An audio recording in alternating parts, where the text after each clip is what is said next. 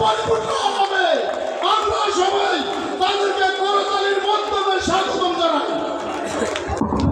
কর্মী সভা বিশাল জনসভা মাথায় সবাই বসে যান। এই পথে পরিচয় করে দিচ্ছি মাদারুল পলিটেকনিকের সভাপতি মাদারুল নেতৃত্বে একটি বিশাল মিছিল এসেছে। আমি ওখানে জামাই ছেলে আমি আশা করব ভলেন্টিয়াররা পলিটেকনিক ইনস্টিটিউটের ছাত্রদের আগামী দিনে ইঞ্জিনিয়ারদেরকে একটু আলাদা বসাতে আমি যদি দেখতে পাই তাদেরকে কোন একটা জায়গায় এদিকে একটা আলাদা জায়গা করে দাও। পলিটেকনিক তোমরা এই পাশে একটা জায়গায় পৃথক এসে বসো আর এই পাশে কিছু এদিকে চলে আসে।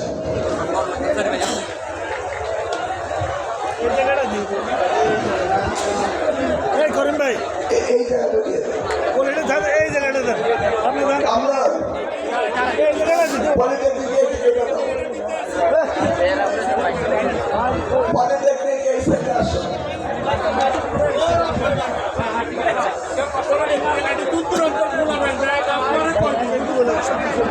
পলিটেকনিক সামনে চলে আসো।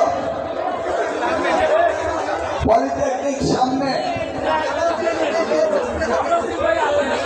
আমার প্রাণের ভালোবাসা তৈরি পলিটেকনিক যেই পলিটেকনিক ইনস্টিটিউট আজকে করজিয়া গ্রামকে সারা বাংলাদেশে পরিচিত করেছে।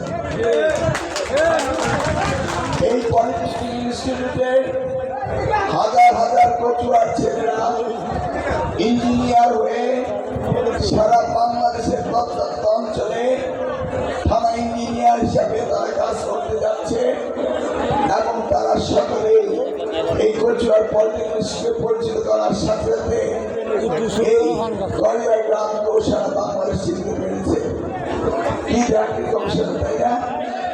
এই জন্যই এই এলাকার জনগণ অনেক ক্ষেত্রে স্বাবলম্বী হয়েছে, অনেক ক্ষেত্রে ব্যবসা বাণিজ্য পেয়েছে, কারণ এই হাজারের উপর ছাত্র শিক্ষক তাদের বাসস্থান এই আশেপাশের জায়গা থেকে জোগাড় হয়েছে, তাই না? এই যে একটি অর্থনৈতিকের চাকা ঘুরানো, এইভাবেই কিন্তু উন্নয়ন হয় এলাকা। আমি যদি আরো কিছুদিন মধ্যে থাকতে পারতাম তাহলে বাকি যে সমস্ত প্রতিষ্ঠানগুলো হতো শিক্ষা মন্ত্রণালয় থেকে নাম বললাম না, সেগুলি কচুয়াই হতো এবং কচুয়ার উন্নয়ন এভাবেই সম্ভব। এই পলিটেকনিক ইনস্টিটিউটের কারণে আজকে করজিয়া গ্রাম হয়ে গিয়েছে ঢাকার ধানমন্ডি, ঢাকার গুলশান, নাকি? সবচেয়ে দাম বেশি করজিয়ার মাটি করেছে পলিটেকনিকের ছাত্ররা। পলিটেকনিক ছাত্রদের সকলকে একসাথে বসে দাও, ওদের সাথে আলাদা কথা বলবো। ধন্যবাদ।